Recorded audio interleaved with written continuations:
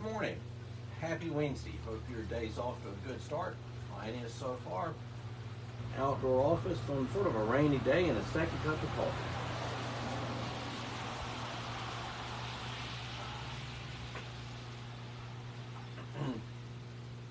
So over the last couple of weeks, I've been looking at some of the things that we in the church say, we Christians say, which may not be all that helpful, which may not be all that accurate. We started off with the saying that it's relationship, not religion, and then next, God said it, or the Bible said it, I believe it, and that settles it. And so today we're going to get to another one which I hear so much. Can't tell you the number of times I've heard this, but if you really think about it, it is very problematic. And it's this: everything happens for a reason.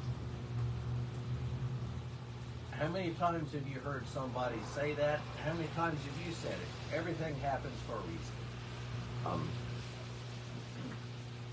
And commonly we use that phrase when something bad has happened. You've had some unfortunate event, a bad diagnosis, a car accident, you've lost a job, something unfortunate has happened, and you hear somebody say, well, everything happens for a reason. And I think it really comes from this almost innate desire to feel like there's a cosmic reason why. When something bad happens, we want to feel like, we want to know why. Is there a cosmic reason why so-and-so died? Why somebody lost a job? Why somebody's marriage fell apart? Whatever. We want to feel like there's a cosmic reason. And this statement, everything happens for a reason, it is close to being right, but if you really think about it, it is very, very wrong. Okay, the phrase, everything happens for a reason, is not found in the Bible. It ain't there. The closest that you come is Romans 8:28. Romans 8:28. All things work together for good for those who love the Lord and are called according to his purpose. That's Romans 8:28. All things work together for good for those who love the Lord and are called according to his purpose. And every now and then you might even see that used as a justification or as warrant for saying everything happens for a reason. But is that what the verse says? Does the verse actually say that everything happens for a reason? No, it definitely does not. What the verse says is that God can bring something good from everything. That's what it says. It says that God can bring something good out of any bad circumstance. And I think the classic biblical example of that would be the story of Joseph. His brothers sell him into slavery, and when they are reunited, and Joseph famously tells him this, this is near the end of Genesis, what you meant for evil, God meant for good. God can bring something good out of any circumstance, no matter how bad. But the verse doesn't say that everything happens for a reason. So now let's pick apart this statement, this cliche that we hear so often. Let's pick it apart. Everything happens for a reason. What is the reason? if everything happens for a reason, like we so often say in the cliche, why? What is the reason? Is it fate? I don't think we want to go there and just say that everything happens because of some sort of impersonal fate. That's what the ancient Greek Stoics said. You know, there's sort of impersonal fate that guides everything. Do we want to go there? I don't think so. Do we envision God as being the cause for everything that happens? We want to believe that God causes everything that happens. I'm not certain that's very good either. Let's think of it. We can look at it this way. Sports analogy. In 2016,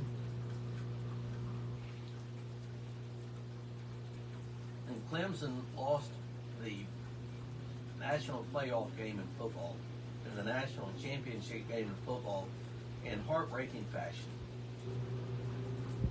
to Alabama, I think. And the same year, just a few months later,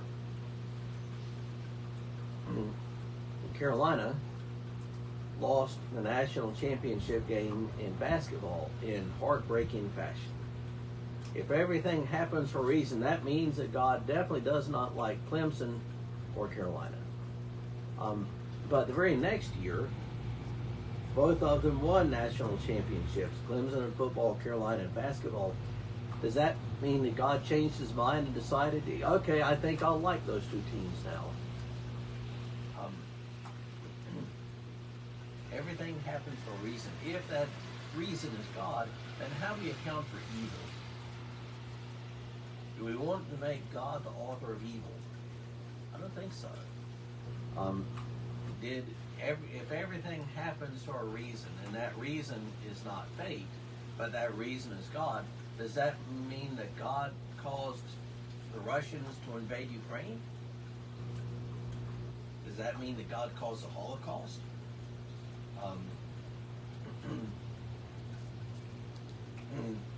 Or if everything happens for a reason,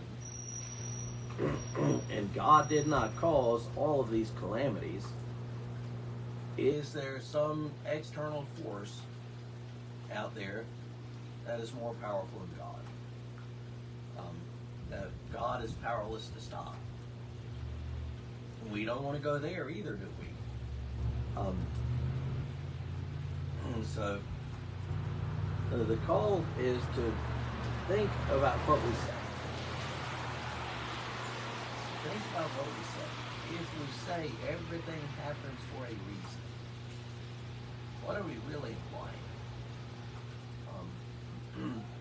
So this is a call for us to think theologically about the things that we say, about the cliches that we toss around. I'm going to give you two historical figures and ask you to sort of draw the middle line between the two. So God created the world. We all know that. All of us as believers know that God created everything. And God is actively involved in the world. God created the world and is actively involved in it. God gave us the freedom to choose evil. And we did. That is Genesis 3. We had the freedom to choose good or choose evil. To choose the tree of life or the tree of the knowledge of good and evil. Adam and Eve chose the tree of knowledge. The knowledge of good and evil. One tree that they weren't allowed to eat from. They chose it. They could have eaten from the tree of life. They were free to do so, and they didn't. And the rest, as they say, is history. We are free to choose the evil, and throughout human history, that is sort of what we have naturally done.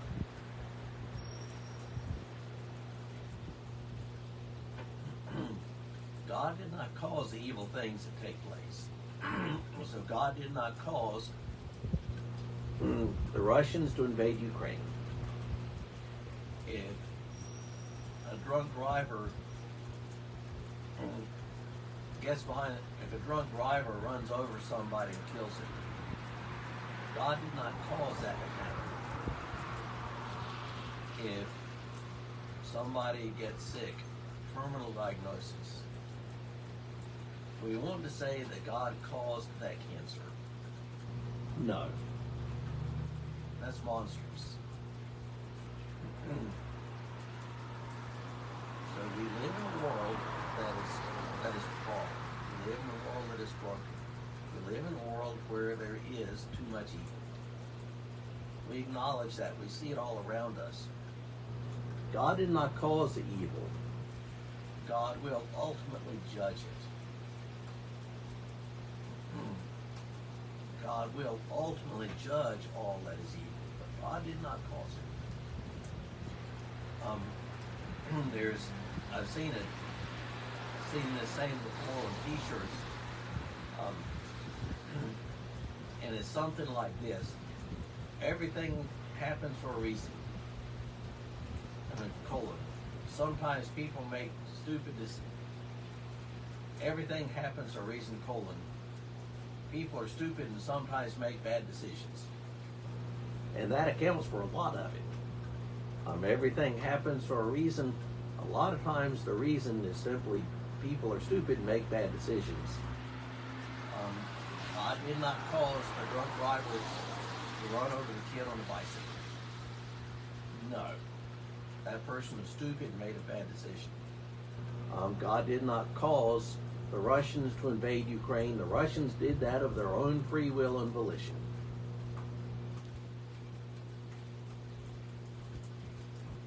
So we can envision a world where God is at work behind the scenes.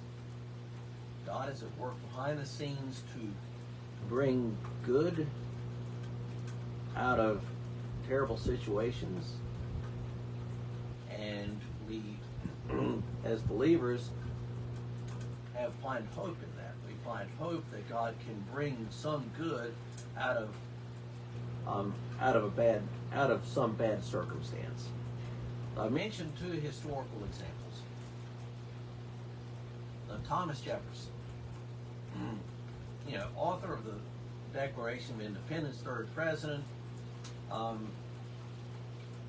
super smart guy. Jefferson was a deist, which means that he didn't really believe that God was actively involved in the world. He is famous for having rewritten the New Testament to cut out all of the miracles and leave essentially just the teaching.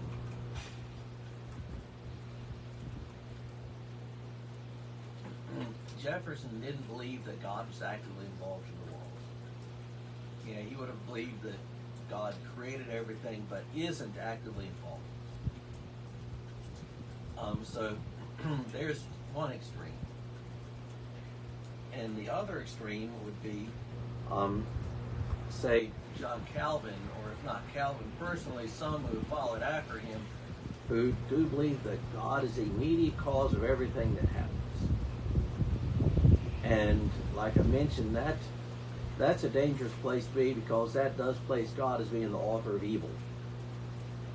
And I don't think as believers we can go there.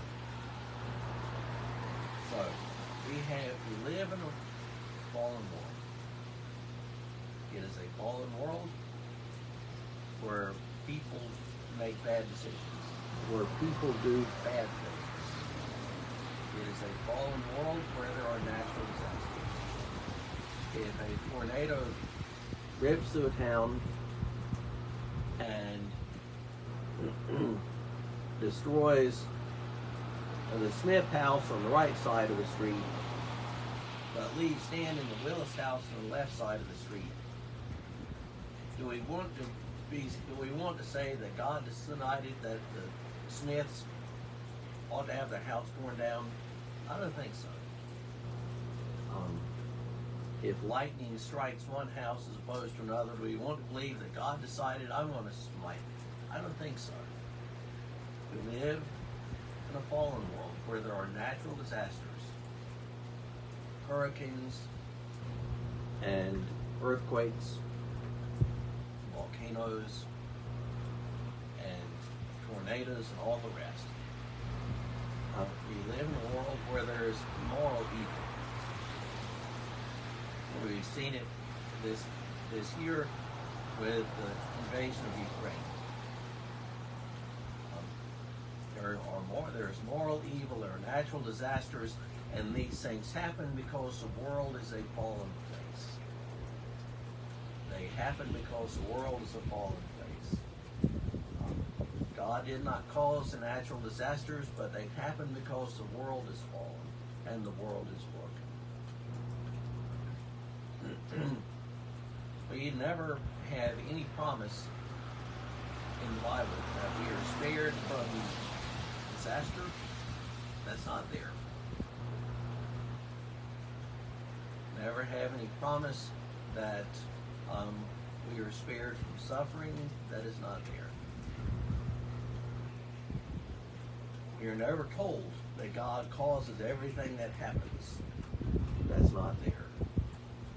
But what we are told over and over again is that God is always with us. And I'll encourage you to look at on the first few verses of Isaiah 43. God does not cause all of the bad things that happen, but God is in the midst of them with us. And we know that God can bring some good from anything that happens. And ultimately we know that God will judge the evil that takes place in the world. And to me, that's a really good news on Wednesday morning. Have a great day.